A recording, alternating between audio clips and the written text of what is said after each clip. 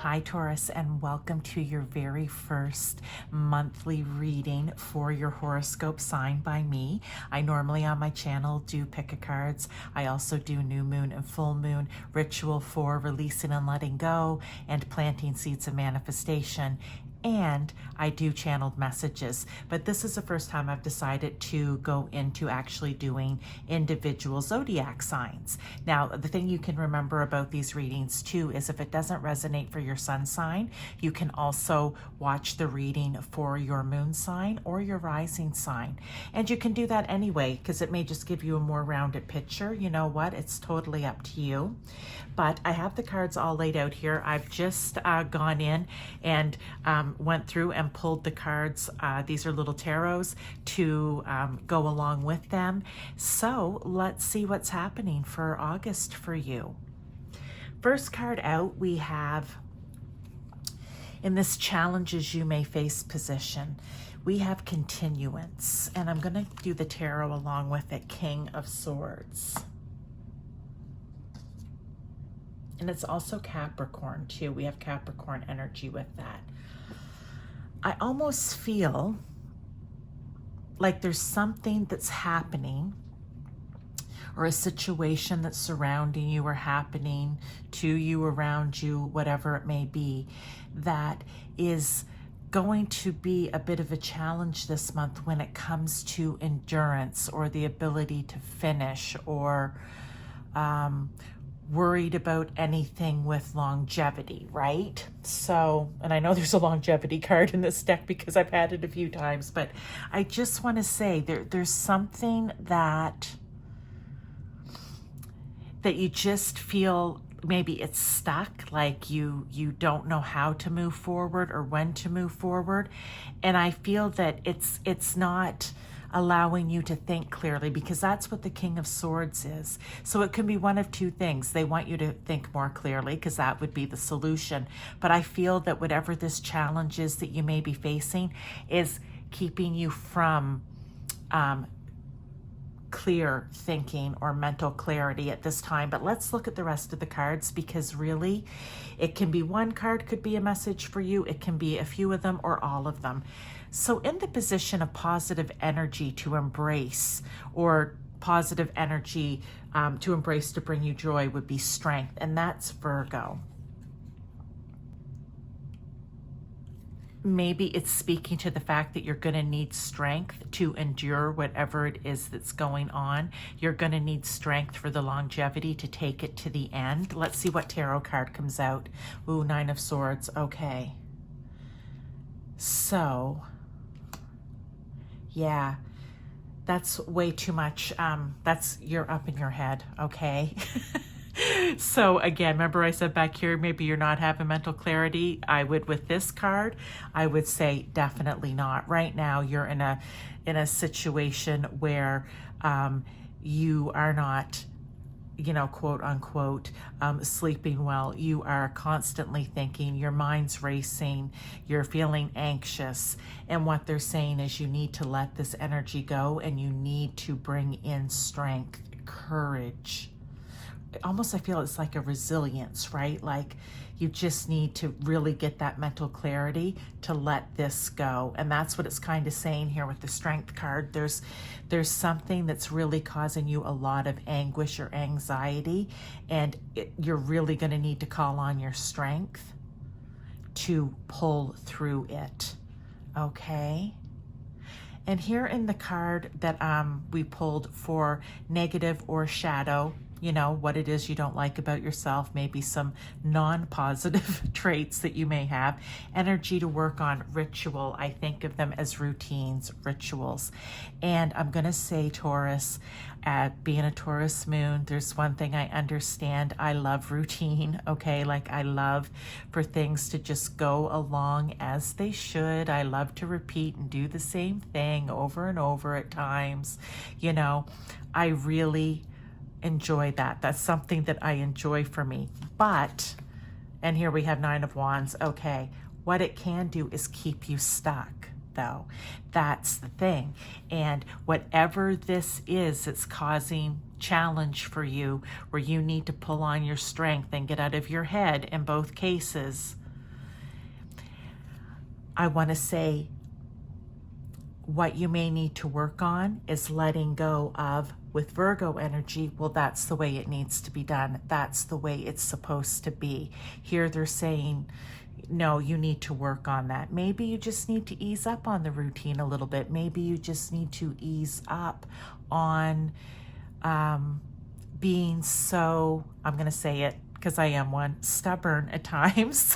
I feel I can say that because I am stubborn at times about things, you know, and I just feel like, again, it's beating you down. The Nine of Wands, the great thing is with nines, you're getting to the end of a cycle, but it has just been a real long, hard fought battle for you. Like, you were exhausted, you were tired, you feel beaten up. And again, everyone's situation will be different how this resonates for you, but just I'll keep going back as we go along here. Again, it has to do with finding the strength to overcome that feeling that you can't endure or that you aren't going to make it to the finish line. And I want to say, if you stay stuck in routine, that's what would happen. But that's why there's this reading, to give you a heads up. What they're saying that you need to make room for in your life is communication. So maybe this is surrounding someone or a group of people, and it can literally be anybody that you know in your life, and maybe the communication's not there. It's Pisces. Maybe the people that you're dealing with are a little too dreamy, a little too, you know, creatively up in their head. They're not always, you know, grounded down in. And that's a beautiful place to be creative and to dream and to, you know, have wishes, whatever it may be for yourself. But if it's something serious happening in your life, which I feel it is, Taurus, whoever you're dealing, I got to get this card out, in communication with, I just feel like it's not really grounded. So you need to make room for that. You need to start trying to communicate more. I feel that somewhere along the line here, it's going to alleviate part of this challenge. And Wheel of Fortune, I mean, that is kind of, well, we can say good fortune coming your way, but I think that what it's meaning here with this card is that if you open up those lines of communication, if you start talking more, maybe expressing your feelings about this or whatever it is, you're going to find that things are going to get better, because that wheel is turning in your favor. So things are going to start getting better for you as you move along. Now, what do you need to avoid? Now, this is going to start in August. It doesn't mean it's going to end in August, right? Because nothing gets fixed overnight. For some of you, maybe it will. For others, it probably won't. So, desire. What do you need to avoid?